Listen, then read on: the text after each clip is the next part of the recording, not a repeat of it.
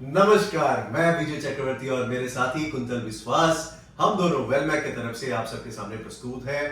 रामनवमी के शुभ अवसर पर आप सबको बहुत बहुत शुभकामनाएं। आज मैं और कुंतल जी आप सबसे मार्केट के बारे में और इकोनॉमी के बारे में थोड़ी बहुत डिस्कशन करेंगे। कुंतल जी, इकोनॉमी में क्या चल रहा है, मार्केट में क्या चल रहा है, थोड़ा अगर आप बताएं तो।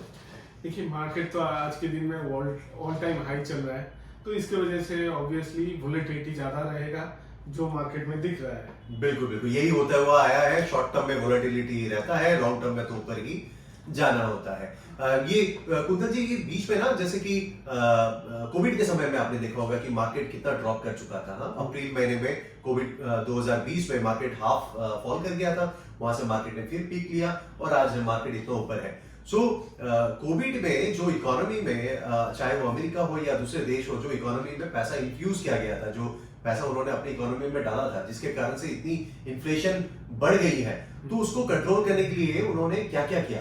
देखिए, पहला बात तो था जब कोविड आया था, पैसा बांटा गया था, उसके वजह से इन्फ्लेशन काफी ऊपर गया था कोई भी डेवलपिंग कंट्री में। तो उसके वजह से आज के दिन में वो कोशिश कर रहे हैं इंटरेस्ट रेट इन्फ्लेशन नीचे लाने के लिए। इन्फ्लेशन तो ऑब्वियसली नीचे आया है, मगर उन लोगों का जो लेवल है, जो सोच है, उस उतना नहीं आया है। मगर होपफुली नेक्स्ट 6 से 9 महीने के अंदर आ जाएगा, तो हमको 6 to 9 मंथ्स में होपफुली हम लोग देखेंगे interest rate cut, bank interest rate cut. ये है कि इन्फ्लेशन इतना ज्यादा बढ़ा था कि इंटरेस्ट रेट को साथ साथ में बढ़ाया गया है इन्फ्लेशन को कंट्रोल करने के लिए। और जैसे कि लास्ट दिसंबर में आपके अमेरिका के जो फेडरल बैंक के मिस्टर पवेल है, उन्होंने कहा है कि इस साल वो अपना इंटरेस्ट रेट 3 बार कट कर सकते हैं, जिसकी संभावनाएं बहुत ज्यादा है। और साथ में ये बताना चाहेंगे आपको कि पूछना भी चाहेंगे कि जो लड़ाई हमने लास्ट ईयर देखी थी रशिया और यूक्रेन की, जो उस समय चालू हुई थी और अभी भी चल रही है, तो उसके कारण से क्या क्या प्रभाव उस समय आए थे जो अभी भी लग रहा है आपको? देखिए, जब कोई नहीं सोचा था हम लोग जीवन काल में 2 कंट्री को लड़ते हुए देखेंगे, और उसका जो इम्पैक्ट जो था तुरंत जो था $80 के नीचे भी था क्रूड ऑयल प्राइस, वो अचानक से 110-120 तक चला गया। हाँ, बहुत हाई चला गया था, डॉलर पर बैरल। फिर वो नॉर्मलाइज होता गया और फिर वो 80 के आसपास जो उसका क्रूड ऑयल का प्राइस आया था। अमेरिका ने काफी सैंक्शंस लगा दिए थे रशिया के ऊपर, उसके बाद भी वो धीरे धीरे करके इकोनॉमी नॉर्मल हो रही थी। फिर अपना क्रूड ऑयल की प्राइस जो है वो लगभग 80 के पास आ गया था। बट हाल फिलहाल में फिर हमने देखा, अभी 2-3 दिन की बात है कि आपकी इजराइल और ईरान के बीच में जो वार स्टार्ट हुआ है, उसमें फिर क्रूड ऑयल की प्राइस जो है वो $90 पर बैरल जा चुका है। तो इसका क्या इफेक्ट रहेगा?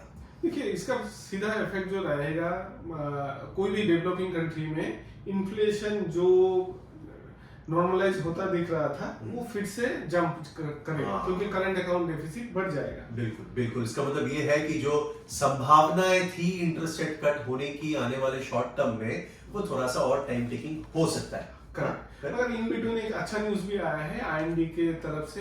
अच्छा, तो एक चीज मैं बता दूं, इसका मतलब ये है कि इतने समय में आपको थोड़ा बहुत नेगेटिव बता रहे थे, आप कुंतल जी अच्छे न्यूज से स्टार्ट कर रहे हैं। हाँ, तो सबसे अच्छा न्यूज जो आ रहा है, लास्ट 3 साल में हम देखेंगे जो फूड इन्फ्लेशन प्राइस है वो काफी ज्यादा था, क्योंकि हर साल मानसून इज नॉट नॉर्मल, ज्यादा हो रहा था, कम हो रहा था, अनइवन हो रहा था। इस साल का मानसून हर पूरा इंडिया में नॉर्मल होता हुआ देखेगा। अच्छा, तो जो कि एबव एवरेज रहेगा। एबव एवरेज रहेगा और वो लीनियर रहेगा, एक ही समांतरल, ज्यादा नहीं होगा, कम नहीं होगा। तो होपफुली फूड इन्फ्लेशन जो ऊपर था लास्ट 3 साल में, वो इस साल हम लोगों को नॉर्मल दिखेगा। राइट। अभी जैसे कि हम अपनी जीडीपी के बारे में थोड़ा बात करते हैं, तो कुछ कंट्रीज, कुछ रेटिंग एजेंसीज, आईएमएफ, जो आरबीआई जो कहती थी कि हमारी इकोनॉमी इतनी जीडीपी के हिसाब से बढ़ेगी, वो कंट्रीज नहीं करते थे, मानते नहीं थे, तो उससे कम ही रखते थे। बट हाल फिलहाल में भी आईएमएफ ने अनाउंस किया है कि इंडिया की जीडीपी जो है वो 7.5% के हिसाब से बढ़ी है। That is a big news for us. अगर इस हिसाब से हमारी इकोनॉमी बढ़ती है, तो सोचिए आने वाले दिनों में कितनी जल्दी हमारी इकोनॉमी 5वें नंबर से 3रे नंबर में जा सकती है। सो ये बड़ी बात है हमारे लिए, है ना? एकदम एकदम जी अब देखेंगे कोई भी कंट्री का इकोनॉमी तभी आगे जाता है जब उसका मैन्युफैक्चरिंग सेक्टर ऊपर जाता है, जो कॉम्प्लेक्स प्रोडक्ट जो है वो बनाता है। ऐसा नहीं है मैन्युफैक्चरिंग मतलब जो इजी टू मेकिंग है, ऐसा नहीं है। जो कॉम्प्लेक्स प्रोडक्ट है उसको मैन्युफैक्चरिंग उसी देश में होता है, खुद के कंजम्पशन के लिए भी और बाहर भी भेजा जाता है। जैसे एग्जांपल के तौर पे अगर बोला जाए, 1 साल पहले बोइंग का फैक्ट्री इंडिया में लगा है। After Europe that is the first factory they are set up in the world. तो उसमें क्या होता है, अगर आप कॉम्प्लेक्स कोई प्रोडक्ट मैन्युफैक्चरिंग कर रहे हैं, उसका मेंटेनेंस, उसका मैन्युफैक्चरिंग, तो देश काफी ऊपर जा सकता है। इसका मतलब ये है कि हमने चाइना को देखा है, चाइना की इकोनॉमी और हमारी इकोनॉमी लगभग एक जैसी हुआ करती थी एक समय में, बट चाइना ने काफ़ी तेजी से ग्रो किया है depending on manufacturing sector. India ने जो ग्रो किया है वो सर्विसेज के ऊपर ग्रो किया था, राइट? सो आने वाले दिनों में चाइना प्लस वन की कहानी अगर आप थोड़ा सा कुंदन जी बताएं। थोड़ा चाइना प्लस वन बोलने से पहले अगर हम देखते हैं जो यूरोप कैसे ग्रो किया था। यूरोप पहले मैन्युफैक्चरिंग सेक्टर में काफी आगे गया था, जर्मनी, इंग्लैंड, फिर आया जापान का टाइम। जापान 10-20 साल में छोटा सा आफ्टर वर्ल्ड वॉर 2 काफी ऊपर चला गया था। They are only because of the manufacturing of the good cars and complex industrial product. फिर टाइम आया चाइना का। चाइना लास्ट 25 साल में देखेंगे, 25 साल पहले India China same, almost same थे। अब चाइना हम लोगों का कितना बड़ा इकोनॉमी हो गया, हम 3.5 में है, वो ऑलमोस्ट 20 के करीब करीब है। 20 ट्रिलियन डॉलर का इकोनॉमी है। तो इंडिया में भी आप देखेंगे लास्ट 1-2 साल में थोड़ा थोड़ा करके बहुत सारा इंडस्ट्री चाइना के साथ इंडिया में भी फैक्ट्री लगा रहा है। क्योंकि जिस तरह से आपके इंफ्रास्ट्रक्चर ग्रो करेंगे, जैसे रोडवेज हो, बिल्डिंग्स हो, आपके जो इंडस्ट्री लगाने के लिए जो प्लॉट्स वगैरह चाहिए हो, उसके सारे रूल्स एंड रेगुलेशंस बहुत इजी हो जाए, लेबर्स रूल इजी हो जाए, तो उस तरह से जो है दूसरे कंपनी जो है वो धीरे धीरे दूसरे कंट्रीज में मूव करती हैं, जो लेबर कॉस्ट भी सस्ता उनको मिल जाए, है ना?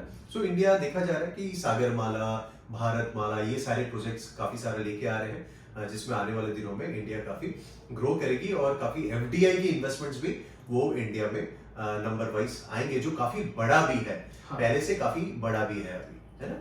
जैसे इसी महीने इलोन मस्क आ रहा है। हाँ, ये बड़ी बात है, हमारी बड़ी बात है, क्योंकि जो सुनने में आया है टेस्ला और टाटा के बीच में सेमीकंडक्टर मैन्युफैक्चरिंग के लेके एक बहुत बड़ा डील हो सकता है। फिर इलोन मस्क का सेकंड वाला जो कंपनी है स्पेसएक्स, उसका भी इन्वेस्टमेंट इंडिया में हो सकता है। They can manufacturing some product है, और जिसका सर्विसिंग और मैन्युफैक्चरिंग बोथ इंडिया में हो सकता है। Right right.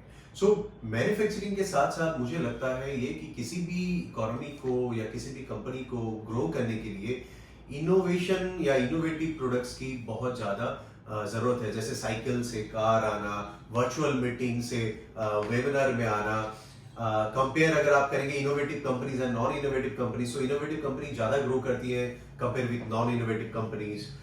ये सारी चीज़ों में इनोवेशन की क्या लगती है, उसका इनोवेशन कितनी रिक्वायर्ड है, इनोवेटिव चीजें? हाँ, आप देखेंगे पहला 20 से 25 साल पहले जो इंडस्ट्री बहुत ही छोटा था वो था इंफॉर्मेशन टेक्नोलॉजी। तो इंफॉर्मेशन टेक्नोलॉजी 20 साल में 1000 गुना बढ़ा हुआ है। अब उसी इंडस्ट्री में डिस्ट्रप्शन आ रहा है एआई के तरफ से, चैट जीपीटी, जिसके आपको एडॉप्ट आप कैसे करेंगे। तो आप देखेंगे सबसे बड़ा इंडस्ट्री माइक्रोसॉफ्ट या गूगल था, साथ में एप्पल भी था अमेरिका में। लास्ट 6 महीने नहीं, 1 साल में इनवीडिया बोल के एक कंपनी आया है जिसका मार्केट कैपिटल का साइज ऑलमोस्ट आज के दिन में माइक्रोसॉफ्ट के बराबर हो चुका है। They are manufacturing of the chip for the semiconductor, जो बनाता है कोई भी ऑटोमेटेड प्रोडक्ट जो भी रहता है उसके लिए। साथ में अगर देखेंगे दूसरा ऑटो इंडस्ट्री में काफी डिस्ट्रप्शन आ रहा है। जो नॉर्मल इंजन से हम लोग शिफ्ट कर रहे हैं ईवी के तरफ, हाइब्रिड के तरफ, या आप टेस्ला को कौन सा कंपनी बोलेंगे, वो ऑटो कंपनी है या आईटी कंपनी है? राइट। तो मैं फार्मास्यूटिकल में भी काफी इनोवेशंस आ रहे हैं। कोविड में हमने देखा है आईटी सेक्टर्स में तो आपने कहा ही है, उसमें भी आ रहा है, ऑटो सेक्टर्स में आ रहा है। सो इनोवेशंस की बहुत ज़्यादा ज़रूरी है, वो कंपनी उतनी जल्दी ग्रो कर सकती है, क्योंकि अभी फिटेस्ट की बात नहीं चलती है, अभी फास्टेस्ट की बात चलती है। जो फास्ट रहेगा वही आगे बढ़ पाएगा। तो जैसे कि मैं आपको बता दूं कि हाल फिलहाल में बंधन म्यूचुअल फंड ने एक फंड लॉन्च किया है, जो कि जिसका नाम है बंधन इनोवेशन फंड। 10 अप्रैल से लेकर 24 अप्रैल तक अवेलेबल है एट द रेट ऑफ ₹10। ये इनोवेशन के ऊपर है। और एचडीएफसी एक फंड लेके आ रहा है, उसका नाम है एचडीएफसी मैन्युफैक्चरिंग फंड, जो कि 26 अप्रैल को आएगा और 10 मई तक अवेलेबल है एट द रेट ऑफ ₹10। सो आपको अगर ये फंड्स के बारे में जानना है तो आप हमसे बात कर सकते हैं कभी भी। हम इस चीज़ के लिए उपलब्ध है। कुंतल जी, और कुछ आप ऐड करना चाहेंगे?